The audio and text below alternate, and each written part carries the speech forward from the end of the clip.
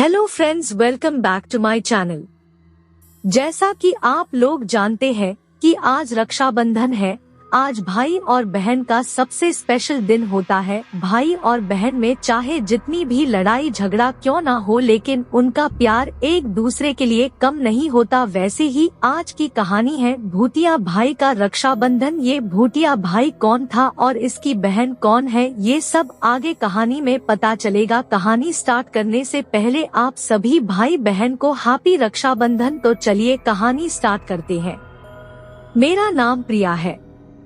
मैं, मेरे पापा, मम्मी और मेरा भाई हम लोग मुंबई में रहते हैं।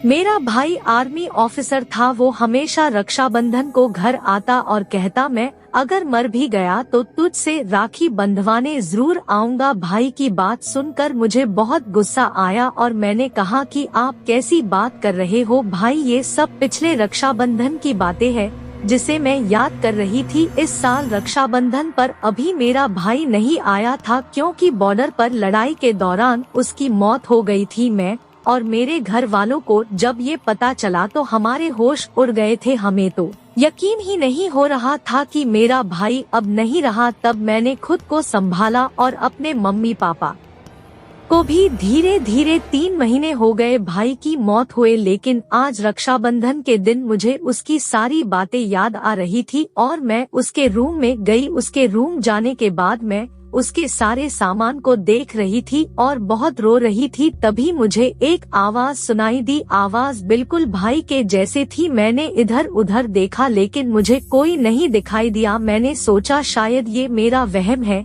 इसीलिए मैंने ज्यादा ध्यान नहीं दिया और मैं फिर अपने भाई के सामान देखने लगी। तभी मेरे कंधे पर किसी ने हाथ रखा और कहा, बहन मुझे राखी नहीं बांधोगी? आज तो रक्षाबंधन है ना। इतना सुनकर जब मैं पीछे मुड़ी तो मुझे अपने आँखों पर विश्वास नहीं हुआ। वो मेरा भाई था। मैं उसे देख ही रही थी कि तभी भाई ने कहा, क्या हुआ पागल लड़की, राखी नहीं बांधोगी तो गिफ्ट भी नहीं मिलेगा। मैंने भाई से कहा, लेकिन हम लोग को बताया गया था कि आपकी मौत हो गई है, सब झूठ बोल रहे थे। मैं अभी मम्मी पापा को बुलाती हूँ, वो आपको देखेंगे तो बहुत खुश होगे। रुको। मैं जैसे ही भाई के रूम से बाहर जाने लगी तभी भाई के रूम का दरवाजा बंद हो गया। मैंने दरवाजा खोलने की बहुत कोशिश की लेकिन नहीं खुल रहा था। तब मैंने भाई से कहा कि तुम खोलो आकर अपने रूम का दरवाजा। उसने कहा, ये दरवाजा मैंने ही बंद किया है। तब मैंने कहा कि आप तो वहाँ खड़े हो तो कैसे बंद कर सकते हो? तब भाई ने जो कहा वो सुनकर तो मेरे होश उड़ गए। भाई ने कहा कि मैं सच में मर चुका हूँ, मैं बस तुम्हें ही दिखूंगा। ये सब सुनकर मुझे तो यकीन ही नहीं हो रहा था। तब भाई ने कहा, मैं भूत बन गया हूँ तो क्या मुझे राखी नहीं बांधोगी? तब मैंने कहा, आप चाहे भूत बनो या फिर शैतान, राखी तो मैं आपको ही बांधूंगी। उसके बाद मैं